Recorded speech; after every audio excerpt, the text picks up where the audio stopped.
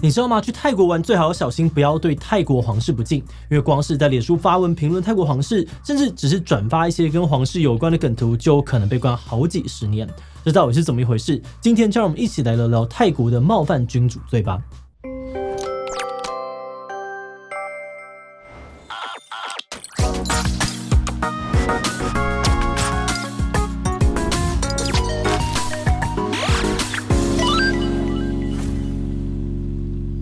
Hello， 大家好，我是志奇。在泰国，只要做出任何对皇室不敬的言论或举动，后果可能会不堪设想。今年呢，有一位泰国的民众就被法院判处了长达50年的有期徒刑，而原因只是他曾经在脸书上面发表或分享过一些批评皇室的贴文。以前呢，还有另外一位的泰国民众是因为发文讽刺太皇养的狗，遭到了起诉跟逮捕。他们被起诉的罪名是俗称冒犯君主罪的泰国刑法112条。任何人如果诽谤侮辱或者是威胁到太皇、皇后、继承人或摄政王，就要面临3到15年的有期徒刑。而且这套法律影响的还不只是泰国民众，就连泰国最大的民选政党也因为提议要修改112条，被泰国法院强制解散。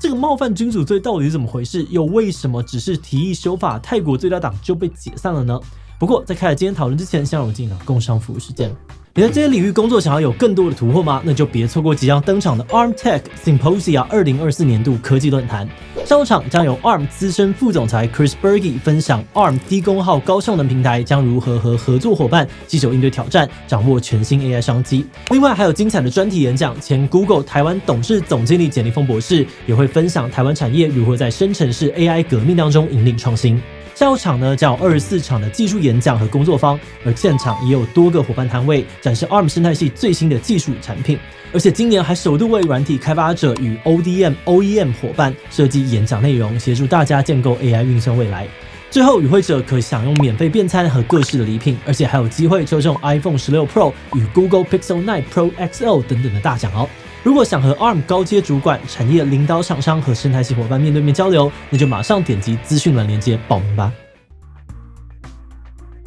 今年泰国出现了史上判刑最重的112条个案哦，一位叫做蒙空的泰国商人被法院判定25项冒犯君主罪的罪名成立，认罪减刑之后，一共被判处50年的有期徒刑。而他身上的这25项罪名呢，对应的是25则脸书贴文。根据纽时的报道，这些贴文呢，包含了转发有关泰国君主制的 BBC 纪录片、美国脱口秀当中有讽刺泰国皇室的集数，还有美国这个动画喜剧当中提到太皇的片段。不过，这个报道并没有官方的资料可以佐证，因为泰国当局拒绝公布具体的贴文内容，只透露说蒙空分享了一些有害君主制的贴文跟外国影片。那除了像蒙空这样子分享资讯的案例之外呢，翻开今年112条的起诉案件哦，还有各种意想不到的犯罪事由。比如发文讽刺太皇的宠物狗，写虚构小说或是戏剧影射皇室成员，公开提到损害君主制形象的历史，在播放皇家这个国歌时没有起立，或者在太皇生日当天穿黑衣等等，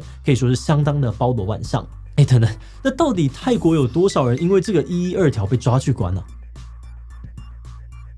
根据 NGO 泰国人权律师组织的资料，从2014年到2023年的10年之间，泰国当局已刑法第112条起诉了至少648人，也就是平均每年起诉将近65人。起诉的对象非常的广泛哦，有政治人物学者、歌手、YouTuber、学生、商人、上班族等等，各行各业的民众，甚至也有不少的未成年人。那根据泰国人权律师组织对近4年案件的分析，最多人被起诉的理由都是网络言论，其次呢则是张贴标语、出版书籍等等的行动，第三呢是公开演讲或私下谈话。另外呢也有零星案件因为缺乏公开资料被归类为原因不明。而且一旦遭到起诉呢，就有很大的几率会被判有罪，因为112条的官司定罪率一向很高。就2021年底到2023年底的这个判决记录来说，定罪率就高达了79%。至于这些官司最后判处多少刑期，我们目前没有找到平均统计数字。不过在今年的报道当中，可以看到有不少累积刑期超过10年的个案。那除了很多人因为这个罪被抓去关，前阵子泰国民选的国会最大党也因为这个罪被泰国法院强制解散。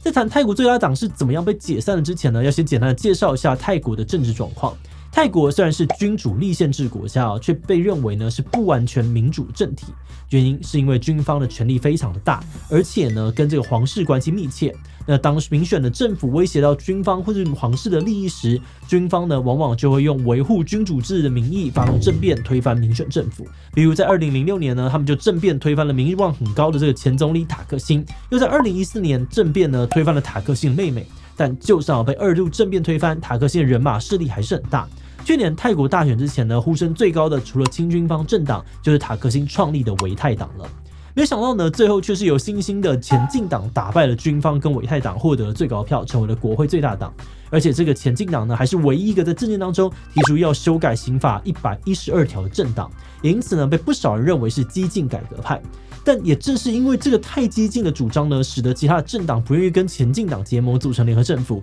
导致前进党迟迟无法执政，把总理大卫公胜让给了倒戈去跟军方合作的维泰党。更严重的是，泰国宪法法庭认定前进党提出修改112条的主张是意图推翻君主制，违反这个泰国宪法，因此裁定解散前进党，并禁止主要党干部参政10年。不过，为什么从军方到法院都这么的拥戴皇室呢？1932年的暹罗革命让泰国开始民主化，从君主专制国家转变成了君主立宪制国家。泰皇呢，一度成为了没有实权的君主。但是1946年前任泰皇普美蓬登基之后，就渐渐的开始透过皇室资源拉拢各方的精英阶级，来暗中的介入政治。而在这之中呢，尤其重要的是皇权跟军权的结合。皇权通过默许军方政变或是修法来牵制民选政府，维护现有君主制以及既有的权力结构；而军方呢，则是借由皇室之名来加强这个自身的正当性。像是112条的使用呢，就是这种关系的典型展现。军方呢，先是以建立国王威望的名义恢复使用的这个冒犯君主罪，然后再陆续的修订成适用范围更广、刑罚更重的刑法112条。这样一来呢，军方发动政变推翻民选政府的时候，就可以用112条来指控政治对手，来合理化军事统治。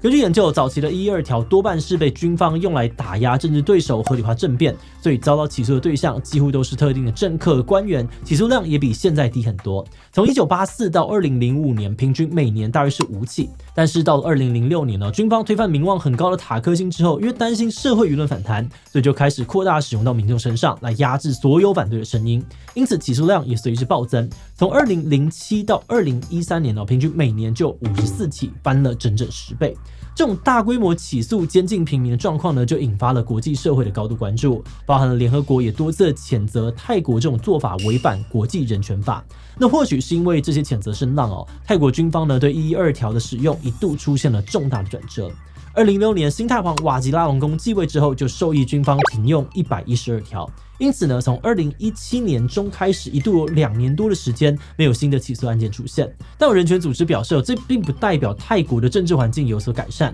因为当局呢只不过是改用其他的罪名来打压异己，甚至瓦吉拉隆功上任之后还推动修宪，试图扩充皇权。在这种情况之下呢，2020年泰国爆发了要求民主改革的学运，诉求包含了皇室改革，甚至有人喊说要废除第112条，就导致当局直接恢复使用112条，大量起诉运动参与者。2021年的起诉量更因此达到历史新高的145起。那么面对近年被大量使用的112条，泰国社会又有什么样的看法呢？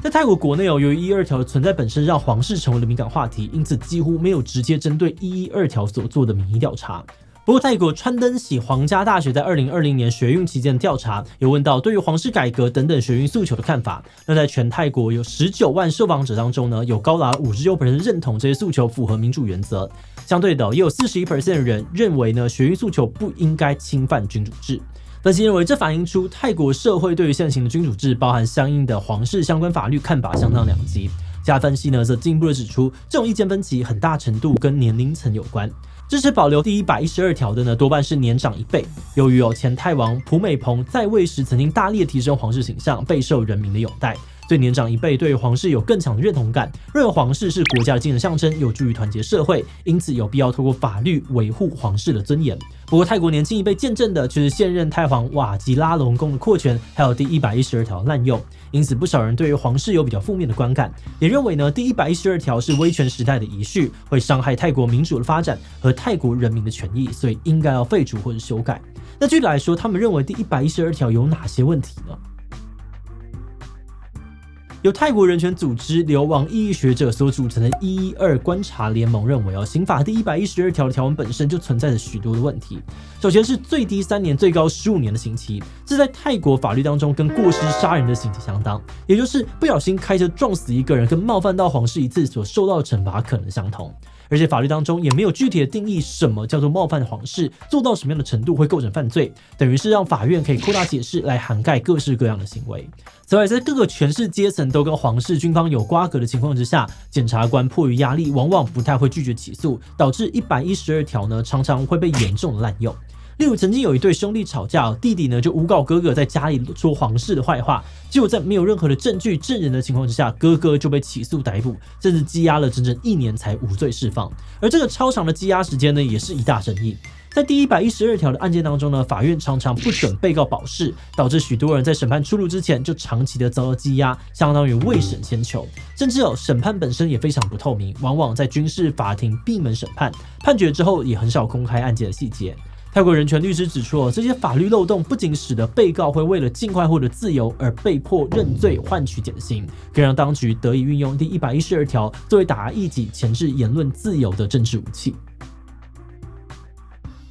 泰国人权律师组织表示，泰国当局用第112条打压异己的案例屡见不鲜。首先呢是政治对手，比如泰国前总理塔克辛跟曾经的政治新星塔纳通，就分别在2016年还有2021年遭到起诉。另外，社运参与者呢也是常见的目标。2020年学运爆发之后，112条的这个起诉量就大幅的增加，包含了许多的学运领袖都因此遭到了逮捕。更广泛来说，其实各种形式的异议都有可能被惩罚。泰国有许多的学者就因为评论时政被控违反第112条，遭到了调查监禁或者是被迫流亡。甚至没有政治或是运动背景的一般民众，也都可能因为批评政府而入狱。有分析指出，这样子严格执行第112条也会带来很广泛的影响，让泰国的社会大众、主流媒体意识到，任何对于君主制的这个批评或者讨论都有可能被视为是犯罪，因此主动对于相关的话题自我审查。而在这样的状况之下呢，泰国社会就几乎不能够有效的讨论政治，进而使得泰国的媒体还有大众对于政治抱有扭曲的看法，阻碍了泰国民主的发展。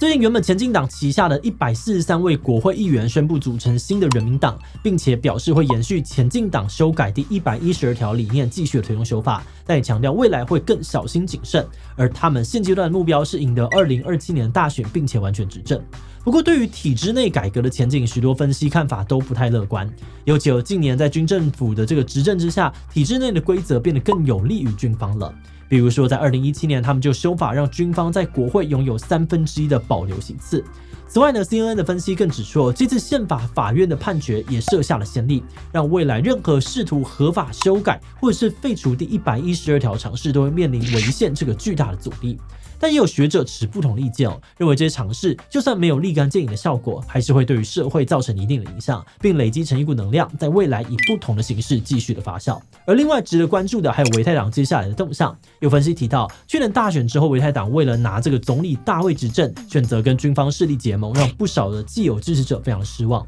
因此，他们如果想要为了下一次选举铺路，可能就要适度的跟军方还有皇室保持距离。那这样子就很有可能会再次的面临政变。反过来说，如果为了继续执政而跟军方皇权走太近，可能就会失去更多的支持者，给第三势力更大的空间。这次在研究泰国冒犯君主罪的时候呢，我们觉得有蛮强的既视感。在针对思想言论的法律之下，定下过于模糊的条文、过于严格的刑罚，并且发生未审先囚审判不透明，跟大量异议人士被打压入罪等等状况。像这样子的法律，我们在不少的独裁专制政体当中似乎都有看到过，比如之前介绍过的港版国安法，或是台湾白色恐怖时期的惩治叛乱条例等等，就都有很类似的法条。那当然，泰国的政治体制局势跟香港或是白色恐怖时期的台湾都非常不同。只是我们觉得刚刚讲到的共同点呢，或许是专制政权的一个判断依据。不过，就泰国的状况来说，我们还是保持比较乐观一点点的看法，因为近10几年来呢，泰国社会对于民主的呼声是越来越高的，而且也越来越公开化。而从现任太皇登基时一度停用这个112条的表现来看，这样的呼声也确实有对于泰国当局造成压力。那虽然说实际的情况并没有真的好转，而且后来当局又恢复使用112条了，但我们还是觉得近年呢，泰国民主运动的发展显示出民众对于民主的意识有所提高，因此就算有第112条这种钳制言论自由的工具存在，还是只压不住火。当然，这也是我们比较乐观的见解啦。所以最后呢，也想来问问大家，你觉得泰国有可能走向真民主吗？有，从前几年的泰国学运到现在反对党的努力不懈，都显示出人民的力量还在发酵，并没有他们掌权这么久不是没有道理的。人民就算想要推动民主改革，也只会被抓去关而已。知不知道？我觉得还要看更多的资料才能够判断。第其他留言分享你的想法吧。最后，如果你喜欢今天的影片，欢迎分享出去，让更多人知道泰国的冒犯君主罪。此外呢，也可以点击这个地方看泰国大选以及香港447人案。那么今天这一期就到这边告一段落，我们就明晚再见喽。